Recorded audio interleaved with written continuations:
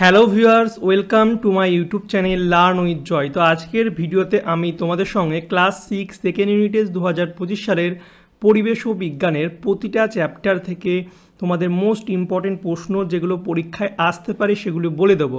তো অবশ্যই তোমরা প্রতিটি প্রশ্ন ভালো করে রেডি করবে এবং ভালো করে পড়ে নেবে, কারণ এর বাইরে কিন্তু তোমাদের পরীক্ষায় আসবে না। তো তোমাদের সিলেবাসটা একটু বলে দিই।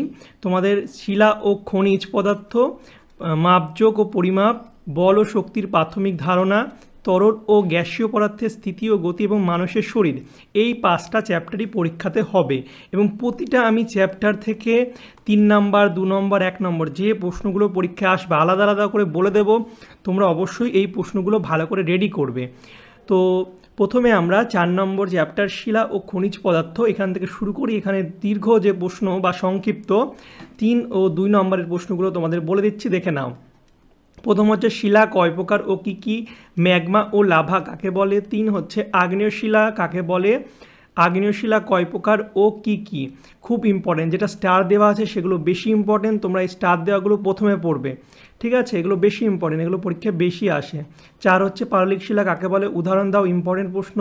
5 পাললিক শিলায় জীবাশ্ম দেখা যায় না কেন। 6 আকরিক কাকে বলে, উদাহরণ দাও, ভেরি ভেরি ইম্পর্টেন্ট। 7 জীবাশ্ম কাকে বলে, জীবাশ্ম কীভাবে তৈরি হয়, বিশাল ইম্পর্টেন্ট এই প্রশ্নটা, এটা কিন্তু তোমাদের পরীক্ষায় আসবেই, ভালো করে পড়বে। 8 হচ্ছে জীবাশ্ম জ্বালানির ব্যবহার লেখো। 9 পেট্রোলিয়াম শোধন করা হয় কেন, ভেরি ভেরি ইম্পর্টেন্ট।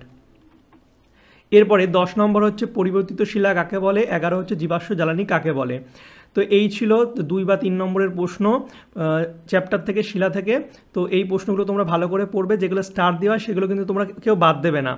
ওগুলো হয়ে গেলে তারপরে বাদবাকি প্রশ্নগুলো পড়ে নেবে, দেখবে পরীক্ষায় কিন্তু এর মধ্যেই তোমরা পাবে। এরপরে 1 নম্বরের প্রশ্ন দেখো, আমি উত্তর সমেত তোমাদের বলে দিয়েছি। অনেক 1 নম্বরের প্রশ্ন আছে, কিন্তু এর মধ্যেও যেগুলো পরীক্ষায় বারবার আসে সেগুলোই আমি দিয়েছি। তো দেখতে পাচ্ছ, পৃথিবীর উপরিভাগের বহিরাবরণকে কি বলা হয়, ভূত্বক বলে। তারপরে রেল লাইনের কালো পাথর হলো ইম্পর্টেন্ট ব্যাসাল্ট। তারপরে পিউমিস কি, ইম্পর্টেন্ট প্রশ্ন। পিউমিস হলো এক ধরনের ছিদ্রযুক্ত আগ্নেয় শিলা। তারপরে ঝামা পাথরের প্রকৃত নাম কি, ঝামা পাথরের প্রকৃত নাম হচ্ছে পিউমিস। 5 হচ্ছে মাটির যত গভীরে যাবে চাপ ও উষ্ণতা তত বাড়বে। 6 কোন শিলায় জীবাশ্ম দেখা যায়, জীবাশ্ম দেখা যায় হচ্ছে পাললিক শিলায়। তারপরে 7 গ্রানাইটের পরিবর্তনে তৈরি হয় হচ্ছে নিস। 8 চুনাপাথরের পরিবর্তনে তৈরি হয় মার্বেল। 9 শেলের পরিবর্তনে তৈরি হয় হচ্ছে স্লেট। 10 লোহা, তামা ও অ্যালুমিনিয়ামের প্রধান আকরিকের নাম, ভেরি ভেরি ইম্পর্টেন্ট প্রশ্ন, পরীক্ষা আসার মতো। লোহার প্রধান আকরিক হেমাটাইট, অ্যালুমিনিয়ামের প্রধান আকরিক বক্সাইট এবং তামার প্রধান আকরিক কপার গ্লাস। 11 সংকর ধাতুর উদাহরণ দাও, পিতল, এটা পিতল হবে, এবং ব্রোঞ্জ। 12 ব্রোঞ্জ কী কী দিয়ে তৈরি হয়, তামা ও টিন দিয়ে। তারপরে 13 লোহার সঙ্গে ক্রোমিয়াম মিশিয়ে কি তৈরি হয়, স্টেনলেস স্টিল। 16 কোন কোন ধাতু মিশিয়ে রাংঝাল তৈরি করা হয়, সীসা ও টিন মিশিয়ে। 15 জীবাশ্ম জ্বালানি বা ফসিল ফুয়েলের উদাহরণ দাও, কাঠ, কয়লা, কেরোসিন, প্রাকৃতিক গ্যাস, ভেরি ইম্পর্টেন্ট প্রশ্ন। তরল সোনা হলো কি, পেট্রোলিয়াম। সিএনজি এবং এলপিজির পুরো নাম লেখো এবং এদের প্রধান আকরিক, ইম্পর্টেন্ট প্রশ্ন। এলপিজির পুরো নাম হচ্ছে লিকুইফাইড পেট্রোলিয়াম গ্যাস, বানানটা ভালো করে লিখবে, গ্যাস। এবং এলপিজির প্রধান আকরিক বিউটেন, এবং সিএনজির পুরো নাম হচ্ছে কম্প্রেসড ন্যাচারাল গ্যাস, এবং সিএনজির প্রধান আকরিক হচ্ছে মিথেন, ভেরি ইম্পর্টেন্ট প্রশ্ন, ঠিক আছে? পরীক্ষা আসবেই, ভালো করে মুখস্থ করবে। তারপরে প্রাকৃতিক গ্যাসের প্রধান উপাদান কি, প্রাকৃতিক গ্যাসের প্রধান উপাদান হচ্ছে মিথেন। এই চ্যাপ্টার থেকে এগুলোই ছিল, খুব ভালো করে পড়বে, সবথেকে ইম্পর্টেন্ট প্রশ্নগুলো দিয়েছিলাম। তারপরে মাপযোগ ও পরিমাপ থেকে দেখো 2 আর 3 নম্বরের যে প্রশ্নগুলো পড়তে হবে সেগুলো হচ্ছে মৌলিক রাশি বা প্রাকৃতিক রাশি এবং লব্ধ রাশি কাকে বলে, উদাহরণ দাও, ইম্পর্টেন্ট প্রশ্ন। তারপরে 2 এসআই পদ্ধতিতে 7টি মৌলিক রাশির এককের নাম লেখো, খুব ইম্পর্টেন্ট প্রশ্ন। এখান থেকে কিন্তু 7টির মধ্যে যে কোনো হয়তো তোমাদের একটা দিয়ে দেবে, ঠিক আছে? বলবে এটার এককের নামটা লেখো, তো 7টাই তোমরা ভালো করে পড়বে। 3 হচ্ছে আন্তর্জাতিক প্রমাণ মিটার বলতে কী বোঝো। 4 আয়তন কাকে বলে, কিসের সাহায্যে তরল পদার্থের আয়তন পরিমাপ করা হয়। তারপরে 5 গড় সৌরদিন কাকে বলে। নেক্সট হচ্ছে বৃদ্ধির হার বলতে কী বোঝো। 7 ভালো স্বাস্থ্যের লক্ষণগুলি কী কী। তারপরে 8 স্বাভাবিক পুষ্টির জন্য কী কী খাদ্য গ্রহণ করা উচিত। এরপর একক কাকে বলে, সময় কাকে বলে, সৌরদিন কাকে বলে, এই 11টা প্রশ্ন বললে মাপযোগ থেকে তোমাদের হয়ে যাবে। এরপর কিছু গাণিতিক প্রশ্নও আসতে পারে। তো দেখো, দুটো গাণিতিক প্রশ্ন দিয়েছি। হচ্ছে তোমার কাছে ফুটবল আছে, তার ব্যাস 28 সেমি। তুমি যদি ফুটবলের বাইরেটা রং করে দাও তবে তুমি কতটা জায়গা রং করেছো। এবং 2 হচ্ছে স্কুলে তুমি একটি বেঞ্চের উপর বসে আছো, বেঞ্চের দৈর্ঘ্য হচ্ছে 2.2 মিটার, দৈর্ঘ্য 20 সেমি, বেঞ্চটির ক্ষেত্রফল কত। খুবই সহজ, এই অঙ্কগুলো তোমরা ভালো করে প্র্যাকটিস করবে। যদি অঙ্ক দেয় তাহলে কিন্তু এইরকমই দেবে। এবার অতি সংক্ষিপ্ত প্রশ্ন দেখো, যা পরিমাপ করা হয় তাকে কী বলে, প্রাকৃতিক রাশি বলে। আলোকবর্ষ প্রাকৃতিক একক নাকি লব্ধ একক, হচ্ছে আলোকবর্ষ হচ্ছে প্রাকৃতিক একক। এসআই পদ্ধতিতে চালু হয় কোন সালে, 1960 সালে। তারপর প্রাচীনকালে গ্রিসে দৈর্ঘ্যের একক হিসাবে কী ব্যবহার করা হতো, বিগত ব্যবহার করা হতো। তারপরে আয়তনের একক কি, ঘনমিটার, ইম্পর্টেন্ট। তারপরে বেগের এসআই একক হচ্ছে মিটার পার সেকেন্ড। কোন যন্ত্রের সাহায্যে ভর মাপা হয়, ভেরি ভেরি ইম্পর্টেন্ট, পরীক্ষায় আসার মতো প্রশ্ন। সাধারণ তুলাযন্ত্র বা দাঁড়িপাল্লা, ওজন মাপার যন্ত্র, স্প্রিং তুলাযন্ত্র। এই দুটো প্রশ্নের মধ্যে একটা তোমাদের পরীক্ষায় কিন্তু আসবেই, কনফিউজ হবে না, ঠিক আছে, ওজন আর ভর। তারপরে আয়তন সমান সমান কি, আয়তন দৈর্ঘ্য, প্রস্থ আর উচ্চতা তিনটে গুণ করলে আমরা আয়তন পাই। ঘনত্ব হচ্ছে ভর বাই আয়তন। এরপরে পায়ের মান 3.14। তারপরে গোলকের উপরিতলের ক্ষেত্রফল নির্ণয়ের সূত্রটি কি, পাই ইন্টু ব্যাস বা পাই ইন্টু ব্যাস স্কোয়ার। তারপরে 1 লিটার জলের আয়তন সমান সমান কত ঘন সেমি, হচ্ছে 1 ঘন ডেসিমিটার, ঘন ডেসিমিটার। তো 1 ঘন ডেসিমিটার বলছে 1000 ঘন সেন্টিমিটার সমান সমান কত লিটার, 1 লিটার। ভেরি ইম্পর্টেন্ট প্রশ্ন, এগুলো ভালো করে পড়বে, নাহলে অনেক সময় ভুল হয়ে যায়। তাহলে 1000 ঘন সেন্টিমিটার সমান সমান কত মিলিলিটার, হচ্ছে 1000 মিলিলিটার। মানুষের উষ্ণতা মাপা হয় কোন যন্ত্রের সাহায্যে, শরীরের উষ্ণতা থার্মোমিটারের সাহায্যে। ডিজিটাল ঘড়িতে ন্যূনতম কত সময় পরিমাপ করা যায়, 0.01 সেকেন্ড।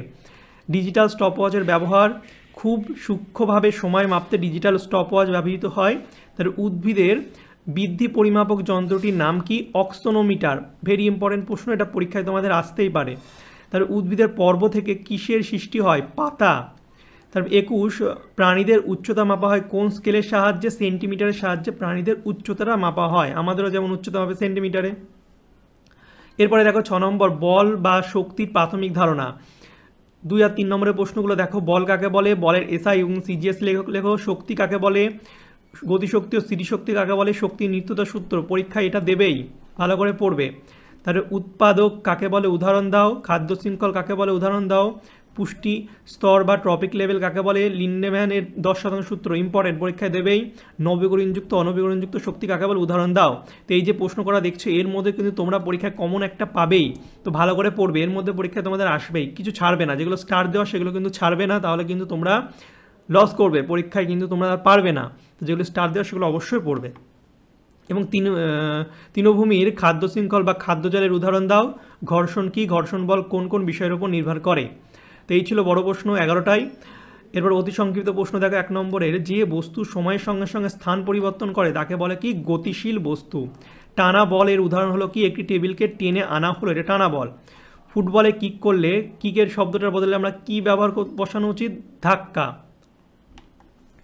এরপর হচ্ছে ওজনের এসআই একক, নিউটন, ইম্পর্টেন্ট প্রশ্ন। চৌম্বক পদার্থের উদাহরণ লোহা, নিকেল, এগুলো হচ্ছে চৌম্বক পদার্থ। অভিকর্ষের আরেক নাম কি, ওজন, ইম্পর্টেন্ট প্রশ্ন, এটাও স্টার দিয়ে রাখবে। তবে স্পর্শহীন বলের উদাহরণ দাও। চুম্বক দ্বারা লোহা নিকেলকে আকর্ষণ করা পৃথিবী কর্তৃক কোনো বস্তুর উপর প্রযুক্ত অভিকর্ষ বল। এবার স্থিতিশক্তি ও গতিশক্তিকে একত্রে কি বলা হয়, যান্ত্রিক শক্তি বলা হয়, যান্ত্রিক শক্তি, ঠিক আছে।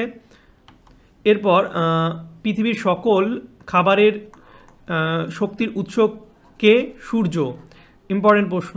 2টি সর্বভোগ প্রাণীর নাম, মানুষ ও কাক। সর্বভোগ, ভাল্লুকও হবে। এরপর প্রথম শ্রেণীর খাদকের উদাহরণ, খরগোশ, হরিণ।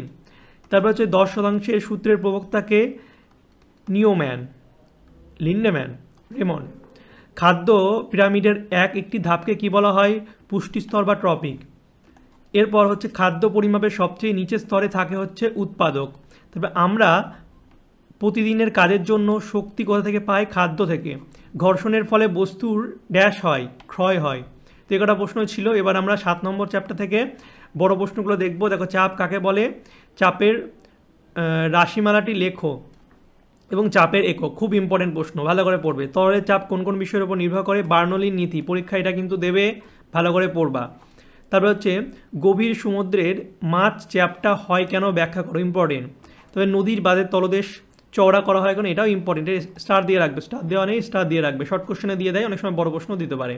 তার বিছানার উপর টান টান করে চাদর পাতা চাদর একটানা তুলে ফেলা যায় না, চাদরের কিছুটা অংশ বিছানার সঙ্গে লেগে থাকতে চায়, এর কারণ কি? তারপরে আঙুলের পরিবর্তে আলপিনের সাহায্যে বেলুন ফুটো করা সহজ কেন? তারপরে নদীর বাঁধের তলদেশ চওড়া হয় কেন, এই প্রশ্নটা দুবার হয়ে গেছে, কারণ ইম্পর্টেন্ট প্রশ্ন, তো এই প্রশ্নটা অবশ্যই তোমরা ভালো করে পড়বে। তার অতি সংক্ষিপ্ত প্রশ্ন এই চ্যাপ্টার থেকে দেখো, 1 নাম্বার হচ্ছে 1 কিলোপাস্কেল সমান সমান কত পাস্কেল, হচ্ছে 1000 পাস্কেল, ইম্পর্টেন্ট প্রশ্ন, এটা কিন্তু পরীক্ষায় শর্ট কোশ্চেনে দিয়ে দেবে। বল প্রয়োগের ক্ষেত্রফল বাড়ালে চাপ কি কমবে? জলের গভীরতা বাড়লে যত গভীরতা বাড়ে তত চাপ বেশি হয়, ঠিক আছে, যত নিচে যাবে জলে তত চাপ বেশি হবে। চাপ ইন্টু ক্ষেত্রফল সমান সমান কি প্রযুক্ত বল, বল সমান সমান কি চাপ ইন্টু ক্ষেত্রফল। তবে 1 পাস্কেল সমান সমান 1 নিউটন পার বর্গ মিটার। এরপরে কোন তরলের 2 স্থানে যদি চাপ অসমান হয় তাহলে কি হবে? বলছে কোনো তরলের 2 স্থানে যদি চাপ সমান হয় তাহলে বেশি চাপযুক্ত স্থান থেকে চাপযুক্ত স্থানে কি তরল হচ্ছে প্রবাহিত হবে। এরপরে হচ্ছে পদাকার হাওয়া লাগলে তাতে ঢেউ খেলে ঘটনাটি বিজ্ঞানের কোন নীতির উদাহরণ? এটা হচ্ছে বার্নৌলির নীতির উদাহরণ, ইম্পর্টেন্ট প্রশ্ন। এরপরে আমাদের লাস্ট চ্যাপ্টার হচ্ছে মানুষের শরীর, তো মানুষের শরীর এটা 5 দিয়ে দাও, ঠিক আছে, এটা 8 নম্বর চ্যাপ্টার মানে লাস্ট, ঠিক আছে। তো মানুষের শরীর থেকে দেখো 2 আর 3 নম্বরের প্রশ্ন, মানব হৃৎপিণ্ডের মধ্যে রক্তের কিভাবে সঞ্চালন ঘটে সংক্ষেপে লেখো, অথবা মানব হৃৎপিণ্ডের মধ্যে রক্ত সংবহনের শব্দছকের মাধ্যমে দেখাও, ছবিও দিতে পারে, ঠিক আছে। তো এই প্রশ্নটা ভালো করে পড়বে, ভেরি ভেরি ভেরি ইম্পর্টেন্ট। ধমনী কাকে বলে, শিরা ও ধমনীর পার্থক্য, ইম্পর্টেন্ট প্রশ্ন। তারপরে রক্তকণিকা কত প্রকার ও কী কী? শ্বেত রক্তকণিকা অনুচক্রিকার কাজ লেখো, রক্তের কাজ লেখো, ইম্পর্টেন্ট প্রশ্ন। ফুসফুসের সমস্যার 2টি লক্ষণ লেখো, লিগামেন্ট ও টেন্ডন কী কাজ লেখো। অস্থিসন্ধি কাকে বলে? হিঞ্জ ও কবজা সন্ধি কী? মানব শরীরের কোথায় দেখা যায়? দেহভর সূচক বা বিএমআই নির্ণয়ের সূত্রটি লেখো। স্বাভাবিক ওজন সম্পন্ন ব্যক্তির বিএমআই কত হয়? তো এই প্রশ্নটা তোমরা ভালো করে কিন্তু পড়বে, এবং এটা আমি দিতে ভুলে গেছি, এখান থেকে অঙ্ক দিতে পারি, ঠিক আছে। দেখবে একটা ছক আছে তোমাদের বইয়ে, একটা ছক আছে, ঠিক আছে, ওজন কত হলে বয়স কত হলে বিএমআইটা বার করা, জাস্ট ভাগ করে দিলেই হয়ে যায়। তো ওই ছকটা কিন্তু ভালো করে পড়বে, ওখান থেকে তোমাদের অঙ্ক দিতে পারে, 1 নম্বরের অঙ্ক সোজা। এবার লোহিত রক্তকণিকার কাজ লেখো। তারপর হচ্ছে ক্লোম শাখা কোথায় থাকে, ফুসফুসের কাজ লেখো, ঠিক আছে, এগারোটা প্রশ্ন পড়লেই হবে।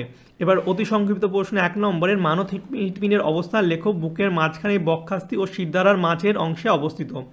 তবে মানুষের হৃৎপিণ্ডের মিনিটে কতবার হয়, অর্থাৎ 72 থেকে 80 বার। তবে দ্বিপত্রটক এবং ত্রিপত্র কপাটিকা হৃৎপিণ্ডের কোথায় থাকে? দ্বিপত্র কপাটিকা হচ্ছে হৃৎপিণ্ডের বাম অলিন্দ ও বাম নিলয়ের মাঝখানে, আর ত্রিপত্র কপাটিকা হচ্ছে হৃৎপিণ্ডের ডান অলিন্দ ডান নিলয়ের মাঝখানে থাকে। তো এটা একটু ভালো করে দেখে নেবে, অনেক সময় কনফিউজ হয়ে যায় উত্তর লেখার সময়। এরপরে হৃৎপিণ্ড থেকে যে নলের মাধ্যমে রক্ত সারা দেহে ছড়িয়ে পড়ে দেহে হবে এটা, সেটা কি? মহাধমনী। ফুসফুস থেকে অক্সিজেন যুক্ত রক্ত এসে পৌঁছায় হৃৎপিণ্ডের কোন প্রকোষ্ঠে? বাম অলিন্দে। হৃৎপিণ্ডের বাইরের আবরণকে কি বলে? পেরিকার্ডিয়াম। তবে বুকের মাঝখানে যে শক্ত হাড় থাকে তার নাম কি? স্টার্নাম। রক্তের জলীয় অংশ কি বলে? রক্তপ্লাজমা, রক্তরস বা রক্তপ্লাজমা, ইম্পর্টেন্ট। তারপরে শরীরের পাহারাদার বা সৈন্যের কাজ করেন কে? শ্বেত রক্তকণিকা। শরীরের কোথাও কেটে গেলে রক্ত জমাট বাঁধতে সাহায্য করে কোন রক্তকণিকা? অনুচক্রিকা। তবে লালায় উপস্থিত কোন উপাদান হিসাবে কাজ করে? লাইসোজোম। তবে বুক ও পেটের মাঝখানের পেশিটির নাম কি? মধ্যচ্ছদা বা ডায়াফ্রাম। ফুসফুসের কতগুলি বায়ুথলি থাকে? 10 কোটি। একজন প্রাপ্তবয়স্ক মানুষের শরীরে কটি হাড় থাকে? কমন প্রশ্ন, 206টি। তারপরে জন্মের সময় শিশুর দেহে হাড়ের সংখ্যা কটি? 300টি। মানুষের হাতের 2টি স্তনের নাম হচ্ছে হিউমেরাস ও আল্লা। অচল অস্থিসন্ধি কোথায় দেখা যায়? দাঁত যেখানে করটির সঙ্গে যুক্ত থাকে। শিরদাঁড়ায় প্রথম কশেরিকার নাম কি? অ্যাটলাস। বল ও সকেট সন্ধি মানুষের শরীরে কোথায় দেখা যায়? মানুষের কাঁধে ও কোমরে। কনুই এবং হাঁটুতে কোন প্রকার সন্ধি থাকে? হিঞ্জ সন্ধি। পিভট সন্ধি কোথায় থাকে? মেরুদণ্ডের গলা অংশে অবস্থিত 2 নম্বর কশেরিকা এবং 1 নম্বর কশেরিকার মধ্যবর্তী স্থানে। আন্তরিন্দ্রিয় পেশির উদাহরণ হচ্ছে পাকস্থলীর পেশি। হৃৎপিণ্ড পেশি কি বলা হয়? হৃৎপেশি। ঠিক আছে, এরপরে হচ্ছে মানুষের অস্বাভাবিক বৃদ্ধিজনিত রোগের নাম জাইগ্যান্টিজম বা ডিয়ারফিজম। এবার মানুষের দৈত্যাকার গঠনকে কি বলে? জাইগান্টিজম। তো এই ছিল তোমাদের ক্লাস 6-এর সেকেন্ড ইউনিট টেস্ট 2025-এর পরিবেশ ও বিজ্ঞানের প্রতিটা চ্যাপ্টার থেকে 3 নম্বর, 2 নম্বর, 1 নম্বরের প্রশ্নের সাজেশান। আমি তোমাদের বলতে পারি যে এর বাইরে কিন্তু তোমাদের পরীক্ষায় আসার সম্ভাবনা খুবই কম। ঠিক আছে, তো তোমরা অবশ্যই এই প্রশ্নগুলো ভালো করে পড়বে, যেগুলো স্টার দেওয়া সেগুলো তো বাদই দেবে না, আর বাকি প্রশ্নগুলো একবার করে দেখে যাবে, তাহলে পরীক্ষায় কিন্তু তোমরা ফুল মার্কস পাবে। তো এই ছিল তোমাদের আজকের ভিডিওটি ভালো লাগলে অবশ্যই লাইক, কমেন্ট, শেয়ার করবে। চ্যানেল নতুন হলে অবশ্যই সাবস্ক্রাইব করবে। আর যারা এখন হোয়াটসঅ্যাপ গ্রুপে জয়েন হওনি, হোয়াটসঅ্যাপ গ্রুপে জয়েন হয়ে যাবে, ডিসক্রিপশন বক্সে লিঙ্ক দেওয়াই আছে। যারা যারা পিডিএফ কিনতে চাও তারা আমাকে হোয়াটসঅ্যাপে SMS করবে, তাহলে আমি কিন্তু তোমাদের পিডিএফটা দিয়ে দেবো। ওকে, তো চলো বাই, দেখা হবে তোমাদের সঙ্গে পরের একটা ভিডিওতে। Thank you for watching my videos.